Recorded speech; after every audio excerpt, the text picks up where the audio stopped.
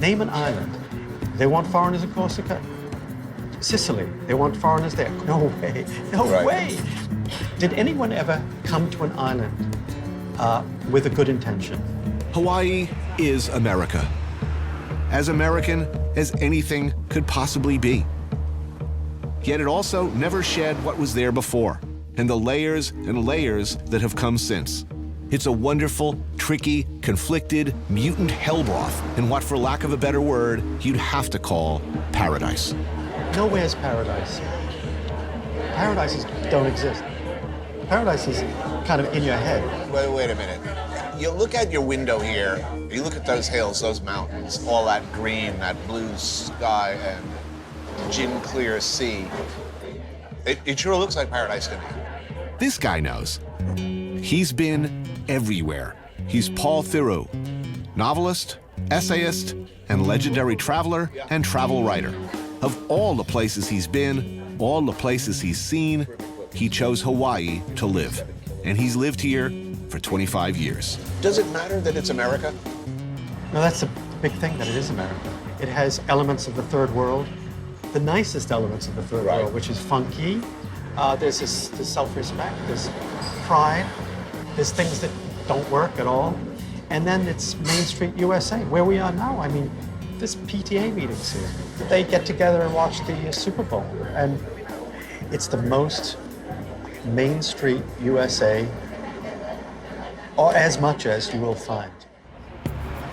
Town is a neighborhood spot in Honolulu's Kaimuke district. And as Hawaii is the only state in the union that allows dayboat fishermen to sell directly to restaurants, the pan-roasted mahi-mahi is pretty damn good. It's not a particularly welcoming or friendly part of the world, contrary to the sort of the aloha myth. No, that's right, that's right. But no island is. Nantucket isn't. The Isle of Wight isn't. Name an island. They want foreigners in Corsica? Sicily, they want foreigners there. No way, no way. Did anyone ever come to an island with a good intention? People. No, never in the history of the world. Best case scenario, bring syphilis. Yeah. Pretty much. Yeah. Yeah. It's been over a century since the waves of immigrants began, and things got all mixed up in the best possible way. There's layers, and a simple question like, who is Hawaiian, gets you all kinds of answers. The neighborhood of Kalihi is a far cry from the Hawaii that most people know. And Ethel's has been a go-to of a very specific kind for the last 40 years. It's a blue-collar town, you know. They all come here, breakfast, lunch, every day. I'm joined by two local chefs, Mark Noguchi of Mission, known by some as the Gooch. He's second-generation Japanese. And Andrew Lay of The Pig and the Lady. He's first-generation Vietnamese-American, or would that be Vietnamese-Hawaiian? As you'll see, it gets complicated. I actually cooked on the East Coast for 3 years, and people would always be like, oh, you're from Hawaii, you're Hawaiian. And I was like, no, I'm a second-generation Japanese. No, but you're from Hawaii, that makes you Hawaiian. And it was like, no. And then what I realized is like, here in Hawaii, we identify ourselves ethnically versus geographically. Like, there's no way that he and I would call ourselves Hawaiian. We get our ass kicked by a Hawaiian. How many generations does it take? I mean, who qualifies as Hawaiian in your view? To me, a Hawaiian is a kanaka maoli, it's a native of the land, it's in your blood, you're koko. You come from a lineage of native Hawaiian people. Well, what's your feeling here? I do feel like I'm Hawaiian in a sense, you know? It's like my place. But culturally, it's a different story. Well, let me ask you this. You say you're not Hawaiian. No. What's your feeling about Spam? I love So you're Hawaiian? I'm from Hawaii. I'm born and raised, gonna die 808. The owners of Ethel's are a sort of typical Hawaiian mix. Okinawan Ryoko Ishii, a.k.a. Mom, mainland Japanese husband Yoichi, daughter Minaka, who I guess would be Japanese, Okinawan, American / Hawaiian, and son-in-law Robert, who is, of course, Mexican. It's the pig feet. Oh, nice. That's pretty. Oh, wow, look at that. That's the tripe. That's the tripe. That's the tripe. That looks good. Spam and bitter melon. Now we are talking. That's awesome. I just call it local food, you know? But local food just like covers like a wide net. When I look at this table, again, I just see Hawaii. You know, you got Portuguese, Japanese, You got Okinawan, World War II, I don't know, some type of Korean, Japanese, Hawaiian, love child, Right. awesomeness. The food is some bone-deep Hawaiian stuff, my friends, which is to say a delicious mashup of, well, look, take taco rice. It's a dish created in Okinawa to approximate Tex-Mex for homesick American GIs that was then appropriated in a post-ironic way by younger generations of Okinawans and Japanese and has now found its way back to Hawaii. Got that? Spoon right in there. Wow.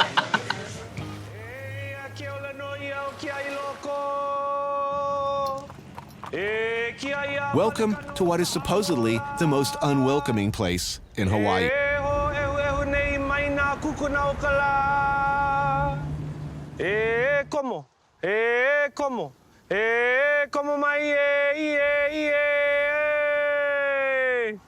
Como mai, Anthony, come in, brother.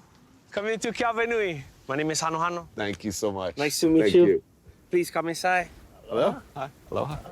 This is Keawanui Fish Pond, a shared community space with a sacred history.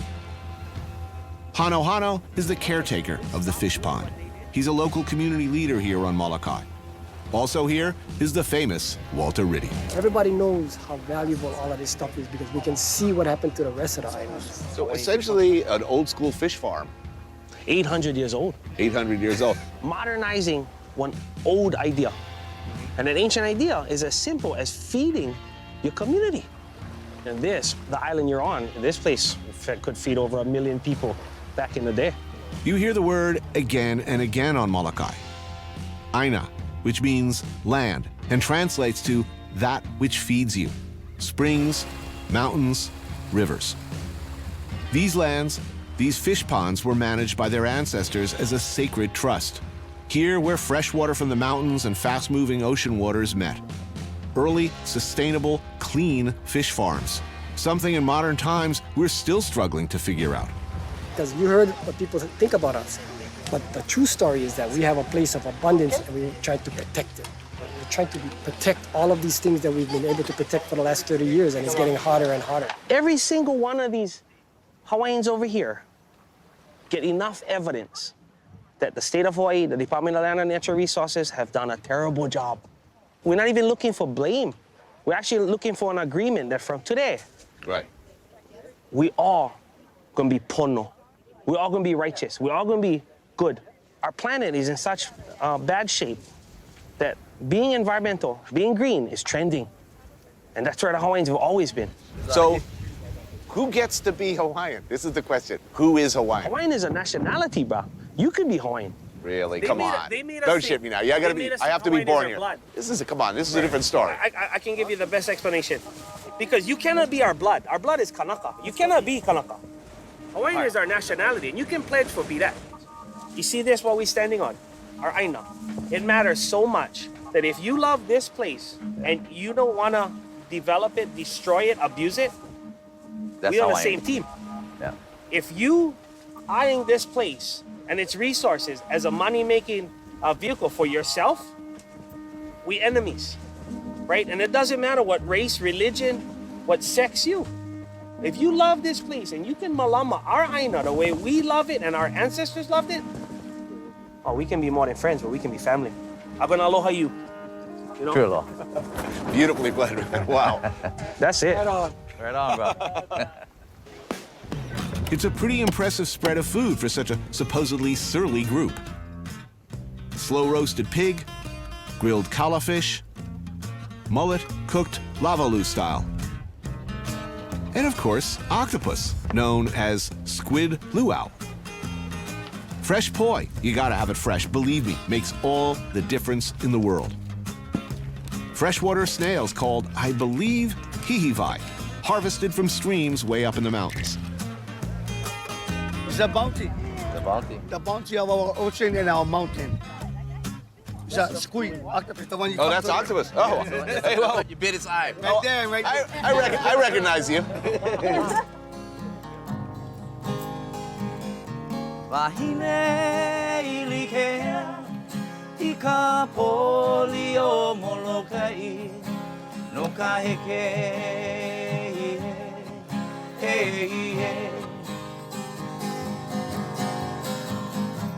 Anthony, when somebody steals this, it's easy for us to say, you're stealing our stuff, right? But all of this stuff is dependent on a healthy environment and ecosystem. All right, but then let me ask you, just because I'm a bit of a dick, I have to ask this No, question. I love it. No, I have to ask. Bring it on. I have to ask.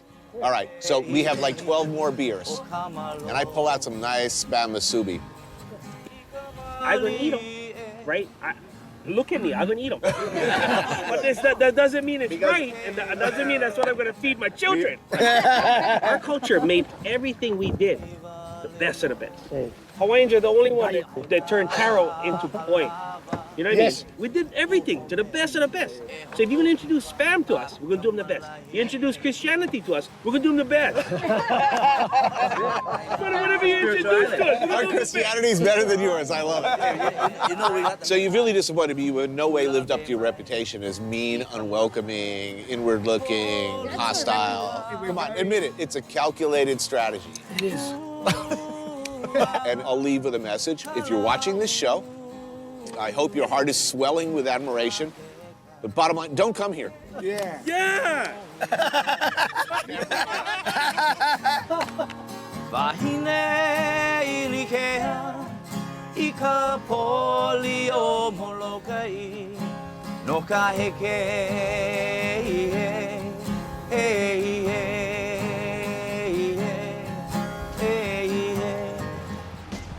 Maui is an island as beautiful as it gets. And sure, it's got its share of portion-controlled cruise line entertainments, doled out in digestible bites and complimentary Mai Tais. But you'll also find the sort of beloved indigenous institution like Tasty Crust, as local a place as you're likely to find. If indeed all history can be explained by what's on your plate, this is a prime example. Behold, bitches, the plate lunch. The most identifiable and essential feature of the plate lunch is this: a big scoop or two of white rice and potato mac salad. There is nothing more Hawaiian. Served alongside a protein like chicken katsu, or this hamburger steak, a burger-like patty drowned in dark, sinister, sticky, shiny gravy. Or furikake ahi, seared ahi with nori and sesame seed. Oh my gosh, that looks beautiful. Oh yeah, that's gonna work. Oh. All right, let's just sit this right on top of the rice. Yep. You want to get some mac salad too on there too. Gonna get that sinister gravy on. Oh, dude, look what we're eating. Okay, they may not be Hawaiian, but they are now. They're fundamentally local. I mean, this food, this both delicious, let's be honest, delicious. This is not healthy eating. And we're kind of paying the price for it right now in the health of the state, which is terrible. As I take a bite of hamburger and brown but it's, gravy. like I said, it's just so good. If you really want to do Hawaii right, you got to give back. And that's a power that Hawaii and the Aina still has, is if you show aloha and you give without asking, the Aina is going to recognize it and it's going to shower its blessings upon you. So, you think traditional Hawaiian culture and lifestyle has a chance against the modern world? I think so. The beautiful part about my ancestors is they realized there was a limited number of resources where they lived, so they observed nature to the best possible they could to figure out what were the cycles and how do we preserve this resource. Hawaiian culture can teach the whole world something that it needs to know is we all live on an island and we are all part of the same community. Let's all show aloha to the Aina and let's show aloha to everybody else as well. An extraordinary man lives in this house. Shep Gordon, longtime resident on Maui, legendary talent manager. Maybe you know some of the people whose careers he's looked after. Alice Cooper, Teddy Pendergrass, Luther Vandross, Blondie, Pink Floyd. He was years ahead of the chef explosion, shepherding Emerald through his early career. He's produced films, worked alongside great French chefs like Roger Verger, become close to His Holiness the Dalai Lama, basically done everything with everybody in every place. Shep is famously one of the most generous and enthusiastic of hosts, a more stand-up, loyal guy you could barely imagine, and it's no wonder they called the documentary based on his life Supermensch. That's how he's known around the world. Here, he's known as that guy who throws great parties. Prep starts early. With chef's friend Julio, a Maui born and bred rancher, with help from local chef Sheldon Simeon. Middle of the night, and a traditional imu is dug, filled with lava rocks. The fire allowed to burn down to coals before the pig, wrapped in a combination of banana leaves and tea leaves, is dropped in. Okay, you guys ready for the unveiling? Here we go.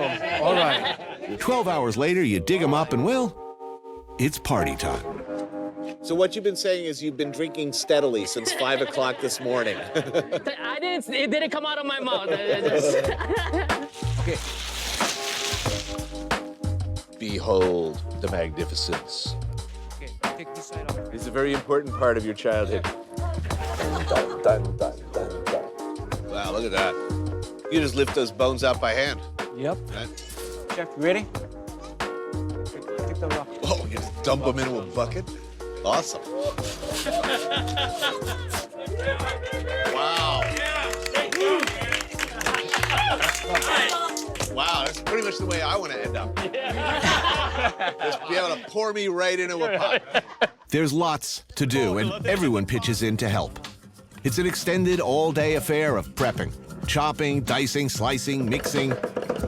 And of course, there's some sampling along the way, like this wild pig sausage that someone was nice enough to stop by with. Sheldon works up a potato mac salad. Not gonna do it? One more time. Okay, hit you one more time. Julio carves up some unicorn fish, which he caught himself earlier in the day. Chef Mark Tarbell stuffs a couple of fresh red snappers before throwing them in the oven. There's poi pounded fresh out back. And somewhere, pig's foot soup is happily bubbling away. Here, Charlie, chili pepper water. Chili pepper water. Wait a minute, why do I want to do this? There's chili pepper water, used for dipping or taken as an auxiliary shot for regularity or boner medicine or whatever. Oh yeah, there's also Spam noodles. There is no party without Spam. By dinner time, the beer, wine, and festive beverages have been flowing for hours. Also, moods have been adjusted in a completely natural way, indigenous to the islands, of course. How about Julio and the pigs? Yes. Oh, man. I've cooked a lot of pigs. I ain't never seen one poured into a pot neatly. That's what I love. This is what we do in the islands. That's what it's all about. Yeah. And always bring the Ohana, bring the family, bring the kids. You know, you rarely ever see a party where there aren't kids. Ohana means Family. Extended family. Extended family. Yeah, like you're now Ohana to everybody here. Yeah. Ohana means if you're going to be a family, we can borrow money from you. And as happens, I've come to find out, things end up in the most natural, just kind of happens way. Song and some dancing.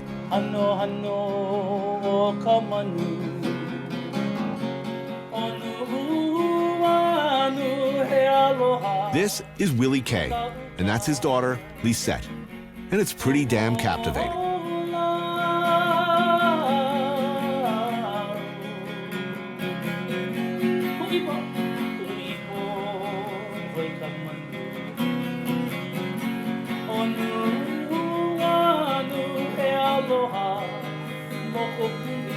It's getting near the end for me, and I look over at Shep and I see a happy man, surrounded by friends, by family really, his Ohana.